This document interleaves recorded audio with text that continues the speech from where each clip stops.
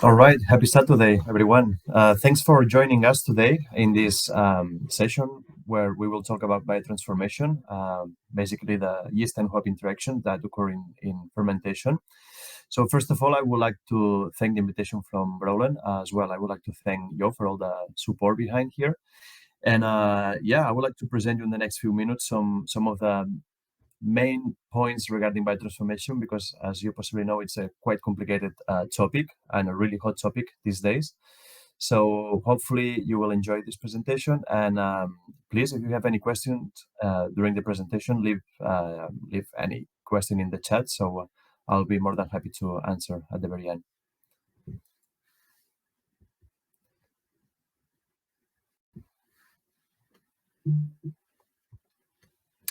Okay, so let's move on with the presentation. As mentioned, the title is quite obvious, biotransformation. So basically, we'll talk about yeast and hop interactions and everything that is occurring during fermentation and how we can benefit out of this presentation. Okay. So, as you know, what's going on nowadays, the current trends in the brewing industry, it's mostly about getting flavor, getting drinkability, getting all these tropical and citrusy like flavors out of our beer. So that's why we have successful beer styles like New England IPAs.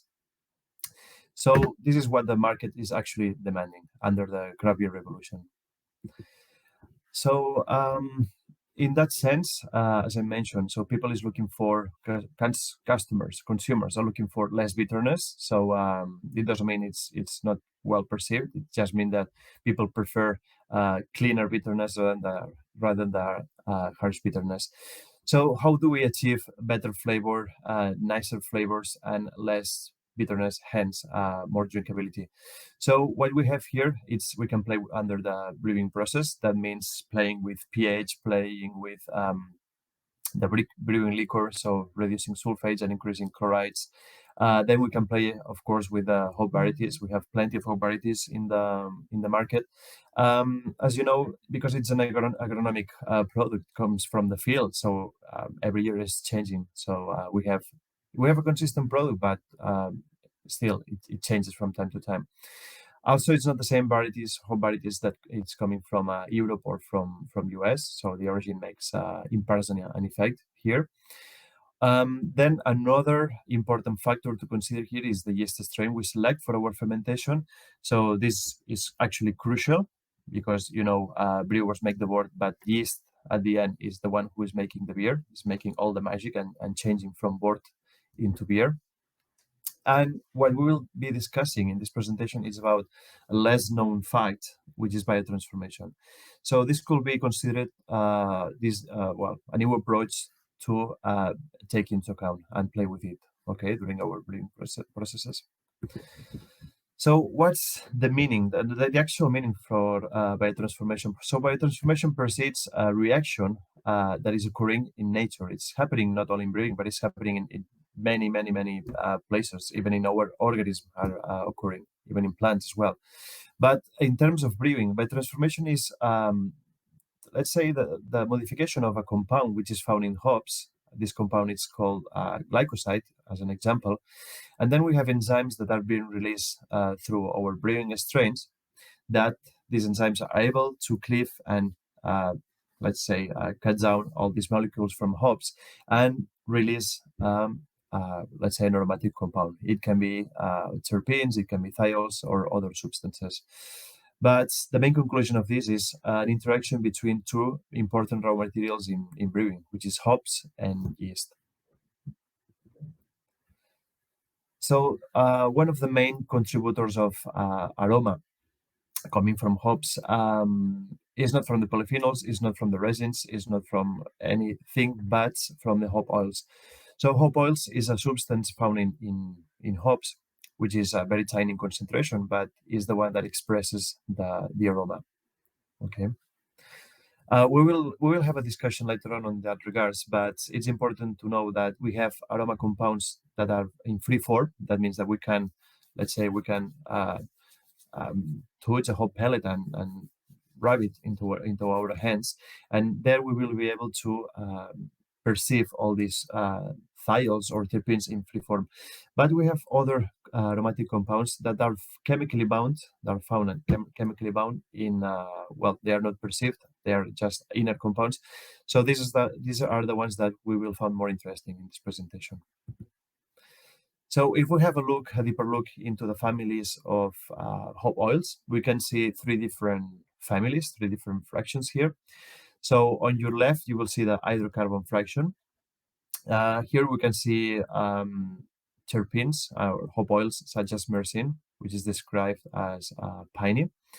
These guys are not really contributing into biotransformation. So the ones that are having a role in biotransformation are the one in the middle, which is the oxygenated fraction, and the one at the very right, which is the sulfur fraction.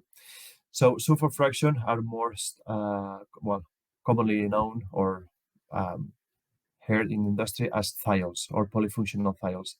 So sulfur fraction can be perceived as a not a good compound, but because of the sulfur name, but are better known as thiols. Okay. So if we take a look at the oxygenated fraction, so here we can find compounds like geraniol or even lilanol, all these kind of oils that have this termination of OL, okay, at the very end. So as I mentioned before, we have these guys here in free form, but also in a binded form. So they are chemically attached to other compounds. Okay, so they are not perceived by the consumer as an aromatic compound per se. So in that case, we will need an enzyme which is called beta-glucosidase. You can see here on the top. So beta-glucosidase is an enzyme released by brewing yeast, which is able to release hop oils of that family. Okay, and on the other hand, we have another enzyme which is called beta-allease, and beta-allease is the responsible for releasing thiols, which can be found also in a binded form, in bound form. So what sort of interactions we can find between yeast and hop? Because it's not all about biotransformation. We have other interactions to take into account. So this is a communication from Professor Thomas Lallemand from Oregon State University, and he described in one of his presentations at a craft beer conference different types of interactions between these two raw materials. So the very first one here, as you can see on the top, we have the stripping of volatiles. That means that we can have all these aromatic compounds in free form or in bound form, and they can be lost by stripping because of the CO2 production during fermentation, and they can be lost as well interacting with the yeast, actually with the cell membrane, and this phenomenon is called adsorption with D, not with B. So that makes a difference because adsorption per se, the concept means that all these hop oils are, let's say, attached, or they are attached to the cell membrane of the yeast, and as soon as we remove the yeast from the tank, so we are also losing all these compounds from our beers. Another interaction we can see is the solubility. So that's mostly a physical effect. So as soon as our fermentation is going on, so we have, of course, an increase of ethanol content in our beer. So the more ethanol, the better solubility we have of these hop oils. Okay. Another factor here is aroma masking, and I can provide you an example for this so you will understand better. Let's say if we select a POF positive strain, let's say a Belgian type or German like a strain, which is usually perceived as a yeast strain that is able to make phenolic flavors. So all these super aromatic compounds like phenols, they can interact by masking hop compounds. Okay, so this is important to bear in mind here. And last but not least is biotransformation that we will be discussing in the next slides. So putting the scope on biotransformation, we can see several reactions because it's not only one reaction between thiols or between glycosides. So the very first one we have is esterification. We can find ester production, all right, and the change of and the modification of certain compounds under the name of esterification. So this is one type of biotransformation we can see in fermentation. The other one is stripping compounds that we discussed already. So they can be lost or they can be changed during fermentation. Number three, we have the release of bound thiols. So I would like to emphasize this again. So we have thiols in free form that we can perceive in hop during dry hopping, for instance. But then we have these bound thiols that we need an enzyme from the yeast that will be released after all. Okay. And number four, we have a similar concept, which is bound glycosides. Okay. So that will be thanks to the beta glucosidase. So in this presentation, we will focus on two different reactions because we have several.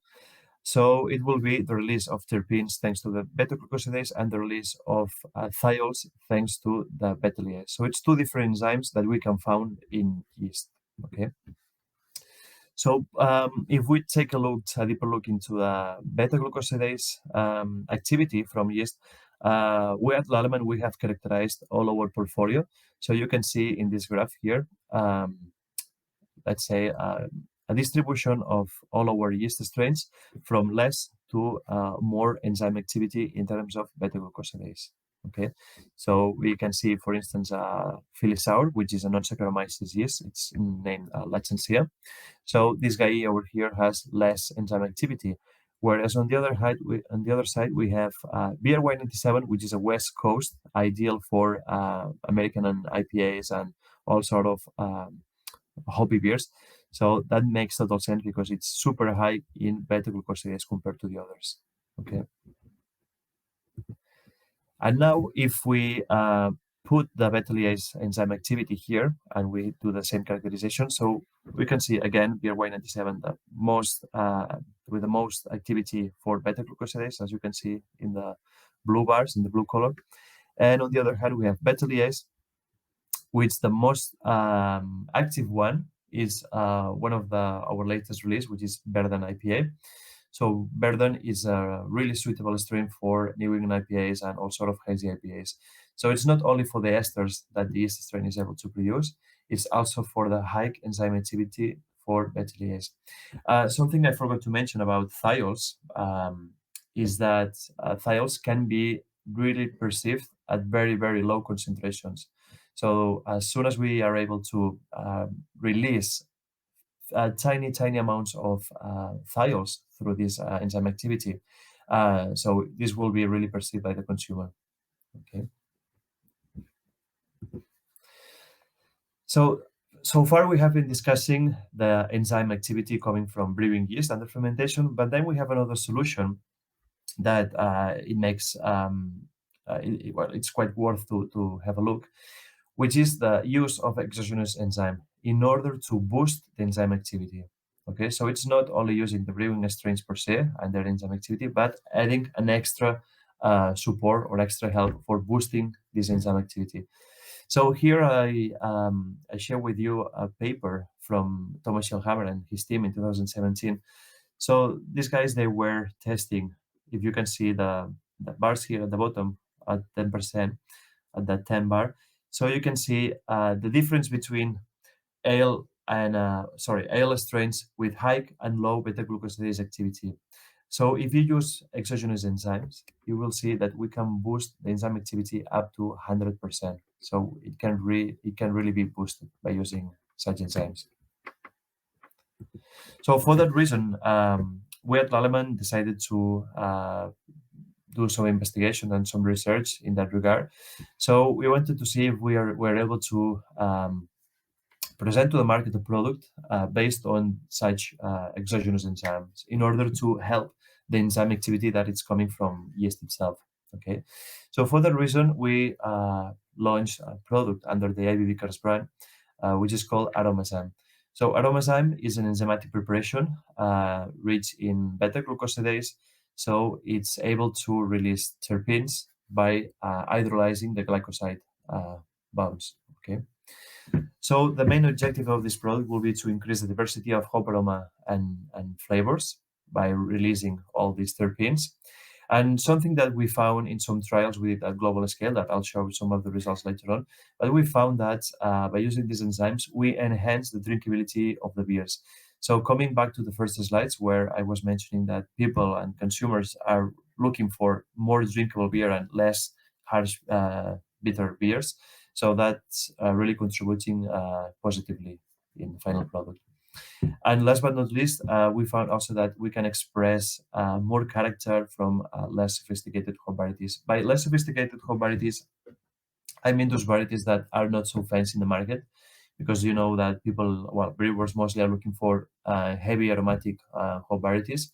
But we have in the market other hop varieties that are not that powerful, but they have a lot of precursors, a lot of thiols and terpene in bound form. So there are a lot of potential out there.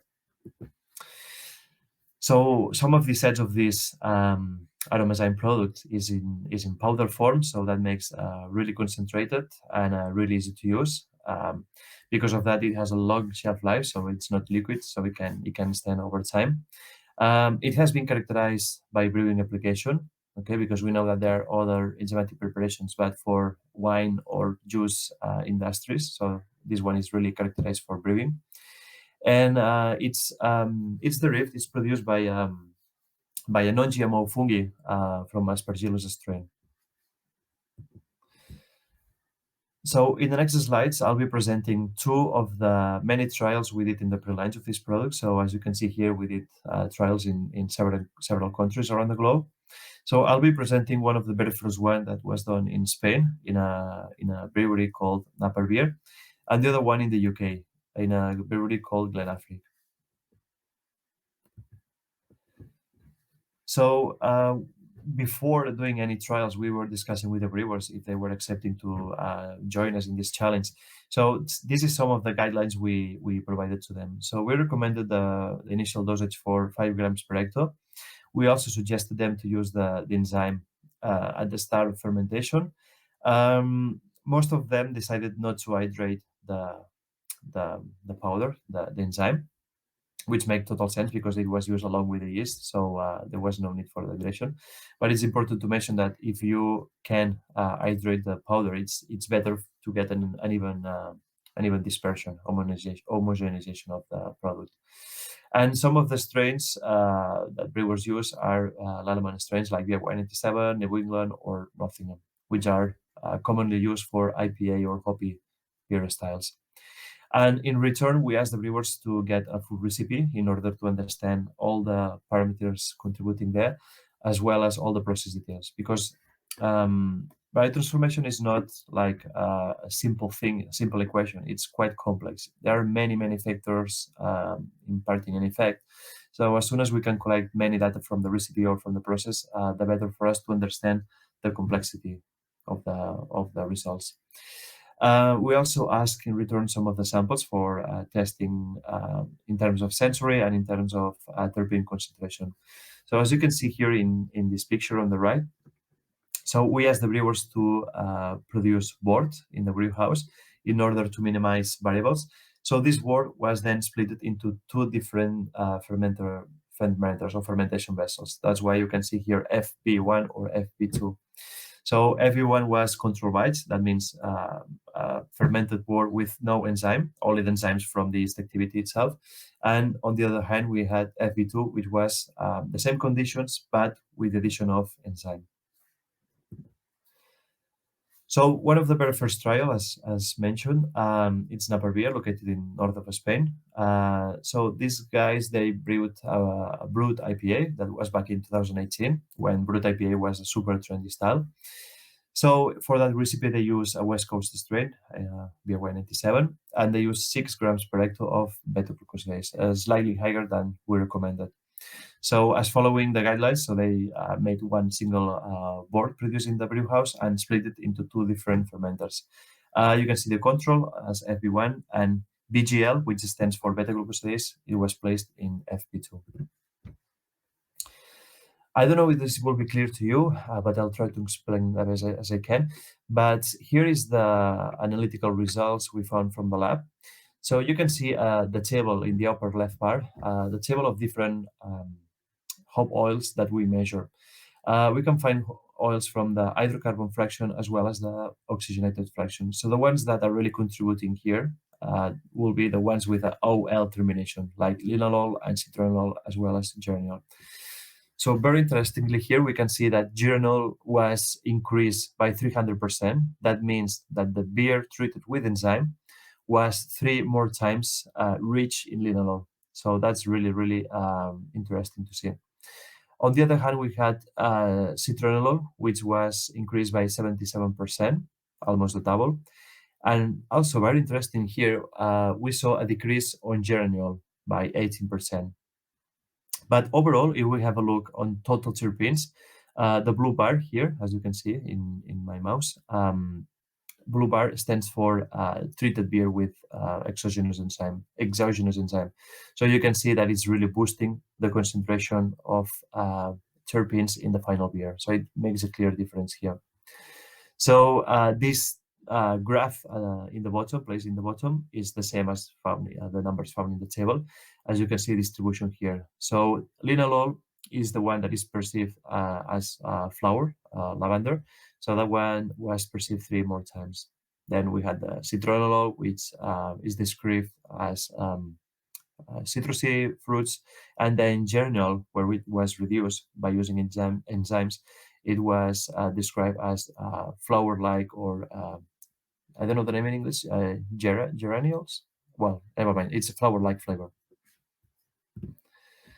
So one of the theories we have to explain these results is this proposal from Takoi, a researcher from Japan. So he suggested this pathway back in 2017. So as you can see here, where it says glycosidically bound geranyl precursors. So this is the reaction that aromazyme is able to do. Okay, so go and find these precursors and breaking them down into geranyl or other hop oils. So in that sense, geranyl, as you can see here, can undergo to a series of complex reactions. So it can be transformed into citronellol, it can be transformed into linalool, and so on and so on. So that will be the possible reason why we found less geraniol in the enzyme treated beer, because we consider that this geraniol was converted not by aromazyme but by the yeast during fermentation into other different compounds here. Okay, and we think also that linalool was boosted because of the enzymatic activity from aromazyme. But again, this is all theories based on papers, on research. At this point, it's quite complex to track and try to understand all what is actually happening in a fermentation in terms of biotransformation. So following the results from Napa beer, as mentioned before, we can see a huge difference between terpenes found in the treated beer and with the control.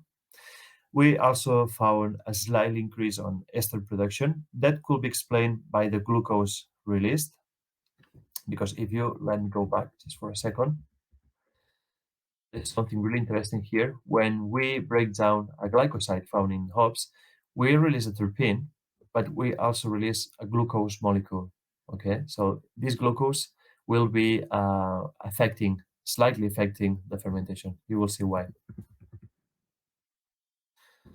Glucose can have an impact on the ester production, but it also has an impact on the ethanol concentration. So as you can see here, the enzyme treated beer, this had a slightly increase on ethanol coming from the glucose release. That doesn't mean that you will have a super alcoholic beer at the very end. It just means that you can expect a slight increase by 0.2 or 0.3% of your beers. So if you are, for instance, planning to do, let's say, a non-alcoholic beer or low alcoholic beer and using aromazyme to increase the aroma, you have to take into account that you can see a slight increase by 0.2%, sorry, of ethanol. Okay, it's not a big difference, but of course it needs to be considered. So if we move to the sensory, we had two different panels here. We had a general panel, which was composed by people with no experience or background on sensory. Whereas on the other hand, we had an expert panel, which was composed by also 6 tasters with let's say, some sort of training of flavors and flavors in beer. So more experienced. So the first panel, the general panel, which was composed by 6 tasters, we found that 4 out of 6 tasters preferred the beer with enzyme, which is the blue bar. Okay, so it makes a preference for enzyme treated beer. And if we move to the expert panel, we found that 5 of the 6 tasters prefer the beer with enzymes. So overall, we can see that beers that were tested, that were treated with aromazyme, they were more preferred versus the control. And we asked the experienced tasters to do some scoring, and this is some of the parameters that they found. So that was very interesting to see here. The very first, if you can see, hoppy. So again, beer treated with enzyme was perceived as more hoppy versus the control. Unfortunately, at that time, we were not able to provide a score sheet with different hoppy flavors because hoppy, it's a quite ambiguous term. We should be better asking for fruity, tropical, citrusy, herbal, and so on. But we just asked for overall hoppiness. So anyways, it was considered more hoppy. Okay. Also very interesting here in the second group of columns, we can see bitterness. That doesn't mean that biotransformation is providing any extra bitterness, but this could be also explained because of that was a brut IPA, so that means a super attenuated beer, and possibly the release of glucose that made even more attenuated beer. So that was affecting the bitterness perception to a certain extent. So that could be the explanation for this bitterness. This was not actually seen in other beer styles because it was perceived as not less bitter, but less harsh bitterness or more drinkable. Okay. And then for the other compounds, they were mostly quite the same. So the aromazyme was not really playing a role. We can see here, for instance, in case you saw this red bar, we found also some DMS, but this is not really explained for enzyme activity. That must be something else during handling or something that we think it's out of control here. So if we move on to another trial we did in this case in the UK, so that was Glenafric. So these guys, they did a more complex trial. So in that sense, they used a New England strain from Lallemand, and the beer style was a New England IPA. So these guys, they produced a batch of wort, and they split it into into 4 different fermentation vessels. So one was the control, no enzyme. The second one was the addition of enzyme, 5 grams per hectare, which was added at the start of fermentation. Number 3 was the same quantity of enzyme added at the start of fermentation, and at the start of fermentation, it was also added 25% of the dry hops. Okay. And the number 4, fermentation vessel number 4, it was the same quantity of enzyme plus, no, not plus, sorry, it was not added at the very start of fermentation. It was added at the day 4 of fermentation, also with 100% of dry hops. So let's see what's going on if we add enzymes and dry hops after fermentation. So as you can see, the total content of terpenes here in parts per billion. The blue bar is the control, the B1, as you can see here. And then if we see the enzymes added at the start of fermentation, we saw a slight increase on total terpenes, which is something really expected by using this enzymatic preparation. At fermentation vessel 3, we found something quite strange. So we saw that adding the enzyme at the start of fermentation and some of the dry hop also at the start of fermentation, we saw actually a decrease on total terpenes. We think that the reason for this could be that some of these dry hops, these 25% of the dry hops added at the very start of fermentation, that could be a loss of volatiles because of some of the interaction we discussed in the previous slides. I'm talking about the CO2 stripping or masking or adsorption. So this could be the explanation for the loss of these compounds here. And FB4, or the trial number 4, there was enzyme and 100% of the dry hops added at day 4 fermentation. And we can see by doing this combination, it was the highest content on terpenes. Okay. So I'm not presenting more data because we had different trials at global scale, as mentioned. But some of the conclusions we've got after all these trials is that it's not that 2 + 2 it's equal 4. It's not that simple by transformation. It's really complex. We are at the point of trying to understand. I mean, not as Lallemand, but everyone in the world, researchers and so on, is doing research in that regards. So we're trying to define how to track and how to predict results on biotransformation. And as soon as we did achieve this point, this will be super exciting because we will be able um, to predict and, let's say, decide if I use this hop variety at this point of addition by using this enzyme or by using this strain, we can find the sweet spot and release very interesting flavors. We also found that by using this enzyme, we know that it's making something in the beer. Still is not fully understood. As I mentioned from this research from Takoi, we think there is a theory there. So we think that geraniol it's reduced because it's turned into other compounds, but we actually don't know why is geraniol converting into linalool or is converting into citronol or why is doing this. So this is at this point very difficult to track. What is really encouraging is that when we use exogenous enzymes like aromazyme, we found that most of the consumers prefer enzyme treated beers, so that makes a clear preference. And that, well, again, that's a positive thing. And so also we found by comparing the sensor results versus the analytical results, sometimes we see that it's not really um, matching. So some of the questions or open questions we have after this is that, are we looking at the right compounds? This is a really interesting question because we measure like 5 or 6 different hop oils. And currently we are also taking projects on thiols, but unfortunately I cannot provide any data at this point. But you have to bear in mind that a beer aroma or hoppy beer aroma is not described by geraniol, linalool, and citronol, and another one. It's described by hundreds or even thousands of compounds, not only hop oils, but esters and many volatiles. So it's kind of difficult to achieve a desired profile by selecting raw materials and so on. At least at this point, it's quite difficult to.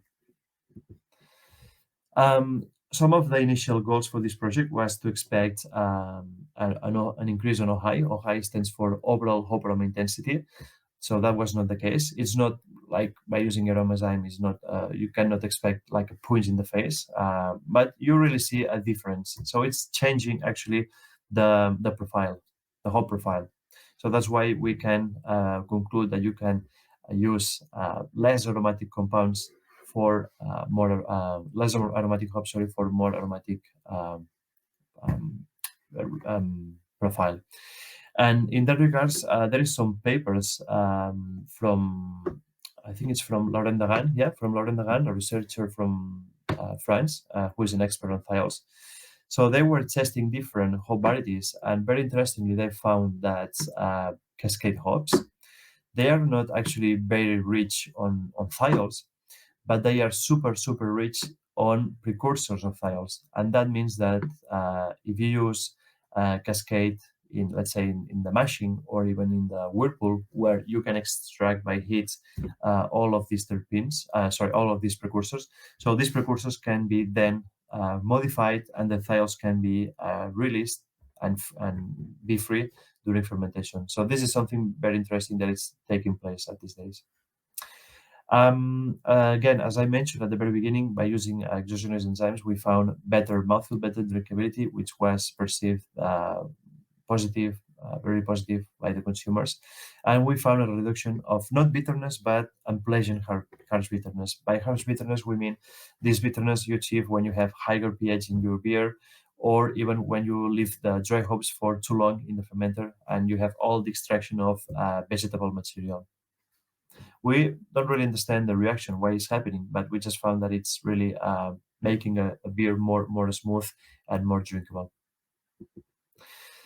So here I'm listing some of the main frequently asked questions.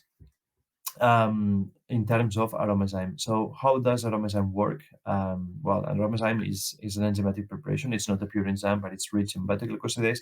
And as I mentioned in the previous slides, beta-glucosidase is able to release terpenes, in that sense, monoterpene alcohols and glucose through an hydrolysis reaction during fermentation. Okay. Um, it's important to mention here not to use aromazyme when the beer is prior to package, because you will have the release of this glucose, and anyone wants glucose in the final package, especially in beers that are not pasteurized or that contains live yeast cells, because this glucose will be consumed and transformed into CO2. The second FAQ is, will I have more intense and aromatic beer? As I mentioned, biotransformation is quite complex, so it's kind of difficult to track at this point. So it's kind of difficult to find the sweet spot, but it doesn't mean that you cannot find it. So we encourage brewers to test and try aromazyme in different hop varieties by using different hops and yeast strains. And we found, for instance, some breweries in Spain that they are using aromazyme quite often, because they actually found the sweet spot by selecting certain hop varieties and adding these hop varieties in certain points of the brewing process. So the third question will be, if I use super high aromatic hops, can I boost the aroma? Again, it's not expected an increase on overall hop aroma intensity, but we see a change of the spectrum of the hop oils. So that means that you can have an increase of aroma of less aromatic hops, but for high aromatic hops, where they have not a lot of precursors but a lot of free forms of thiols or terpenes, then we can see a change in the spectrum. Okay. What if I use this kind of enzyme in lagers or sour beers? So, well, you can use it in lagers. So this enzyme is working from 15 up to 65, so it's quite stable at high temperature. So that means you can brew hoppy lagers. Okay. Of course, the enzyme activity at low level at 15 it will be super low. So the enzyme is working in less intensity. And if you use it at 65, which is not likely to happen in a fermenter, of course you will have a super high reaction. For those who tried Kveik strains, like Voss, let's say, it's a fermentation that is taking place at 40 degrees Celsius. So at 40 Celsius, you can use this enzyme where it will react quite heavily. So it's interesting to consider. And in the case of sour beers, including fruits, one point here, interesting point, is that fruits also contain glycosides. So that means they contains terpenes in a bound form. So it can be used with this sort of beer as well. It doesn't need to be in hops, but it can be used in fruity beers. It doesn't matter if it's sour beer, a low pH. So what about the application? As I mentioned, all the breweries, they use it in dry form. But of course, if you dry hydrate it, it's better for an even distribution or an even dispersion within the fermenter. But it's not really crucial, because when the fermentation is taking place, you see there is a lot of movements and turbulence within the fermenter. So the enzyme will be homogenized after all. What if I use aromazyme in less aromatic hops? So yeah, why not? So some hop varieties like Cascade, they are not as fancy as many others, but it's known that they contain a lot of precursors, especially on thiols and terpenes. So yeah, yes, why not? It can be used for such hops. We found good results by using Cascade, also with Chinook and Centennial. So good hop varieties to try with aromazyme. Some extra information regarding this exogenous enzyme. Well, it's in powder form, so that makes quite stable enzyme. So it has a shelf life of 4 years, which is quite long, and the stability is quite remarkable, because it can be stored and transported at room temperature. So it can be stored also from 0 to 25 with no problem. In case you want to know more about biotransformation, because it's quite interesting but complex topic, you can find a really nice presentation with in collaboration with Lallemand from Niceos in France. So that was you can see the YouTube link here. That was a talk about the aroma potential of hops and malts, because malts also contain precursors with aromatic compounds. So something really interesting to have a look. And we also have a talk which is I believe it's in YouTube as well. You can see through our website. That was done in collaboration with Professor Thomas Schellhammer from Oregon State University in the United States, and in collaboration with Lallemand. So in that sense, it was a series of results of using Lallemand strains and Aromazyme, and some interesting results at lab scale. So any information in that regards, please feel free to have a look in these videos. So I think that's all from my side. In case there is any question, please leave it in the chat. And yeah, I hope you enjoyed the presentation. Thank you.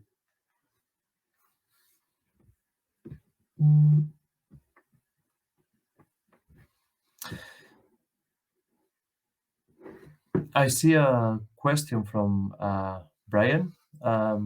He's asking, what are the advantages of glucose over sugar? Let me go back to the slide.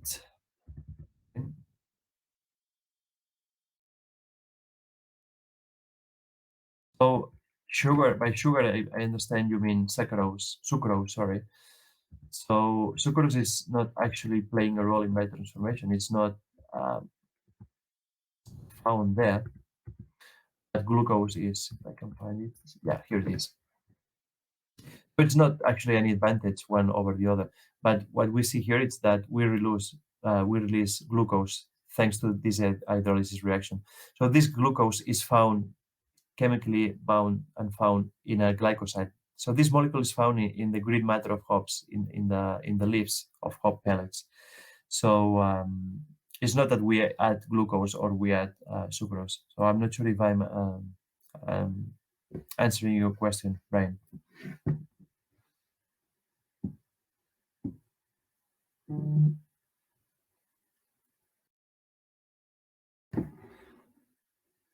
Okay, there's another question. When do you have to add Aromazyme? We preferably like to use Aromazyme at the very start of fermentation in order to allow the enzyme to do the work. Otherwise, you can use it also at mid fermentation. But as I pointed out before, never use it at the very end, because we don't want any glucose release in final or packaged beer. So you have a window that will go from the start at the mid fermentation. So the main point is to allow the enzyme to do the work and release on a daily basis the terpenes.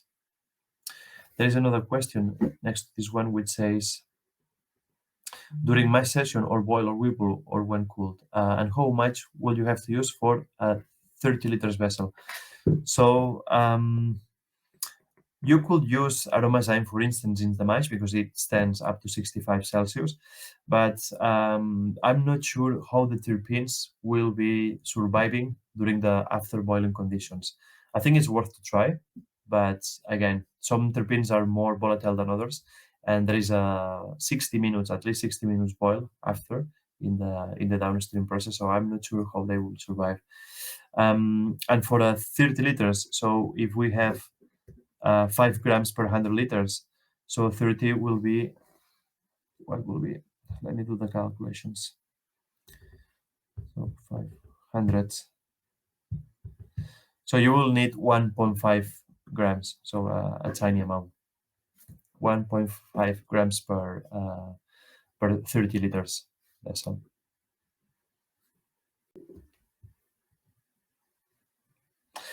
So there is another question here. Does the enzyme have an impact on attenuation slash hop creep? Yes, it does for attenuation, and it does not for hop creep. Why in attenuation? So again, coming back to this slide here, we see a slight over attenuation, but super slight because of the glucose release, which is converted into ethanol. But we don't expect Aromazyme to degrade all these extra sugars from the very end of fermentation. So it doesn't have any amylolytic activity. It's not degrading. It's not like a diastatic, which is degrading the residual sugars. It's only fermenting sugars that are coming from hops. Okay, and I understand the question related to hop creep, but hop creep is a total different um, reaction that is happening there. So hop creep per se is the enzyme activity that is not coming from yeast, it's coming from the hops per se. And these enzymes found in hops are able to degrade and break down all the sugars from the final beer, all the residual sugars. So that's a total different reaction here.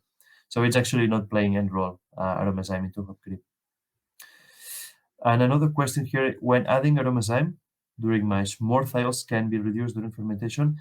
Um, not thiols, because aromazyme, it's a beta-glucosidase product. It's not beta-lyase. So thiols, as you can see, one of the thiols here for MSP, it's a total different story. It's two different types, excuse me, it's two different types of biotransformation. Okay, so aromazyme is only playing a role here, so it's not really releasing thiols. That you will need here a beta-lyase preparation and exogenous enzymes, or the use of a super high enzymatic strain like Verden.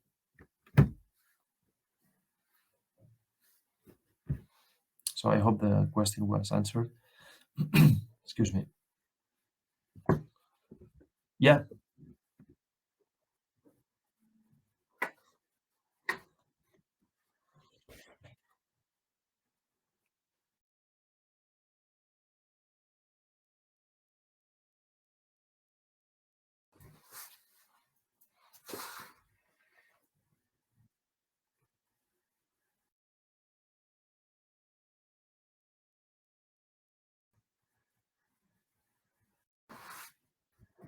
Mhm.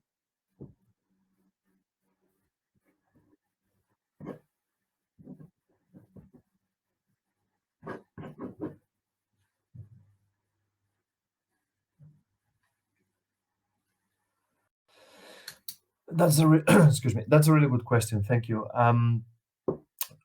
The good point here is that it's quite stable on time. So I have also home brewers in Spain asking me the same question, and at this point we're not considering to make a product at smaller format. But for the homebrewers who are doing this request, I'm telling them to, if they are part of an association, homebrewing association or homebrewing clubs, to buy the product and they can split and they can use a scale by their own and measure 1.5 or even 2 grams for such small volumes. That will be the best. And then considering that it's in dry form and it has a shelf life of 4 years, so well, it's not an expensive product, which is good to mention also. You can use it anytime at your home. So that will be the best solution uh, we have so far. I hope it makes sense.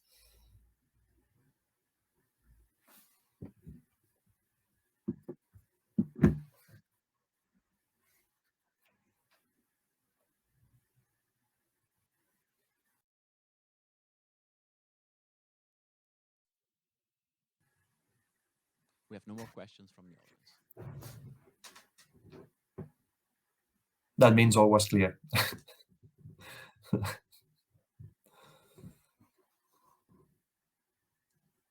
Mm.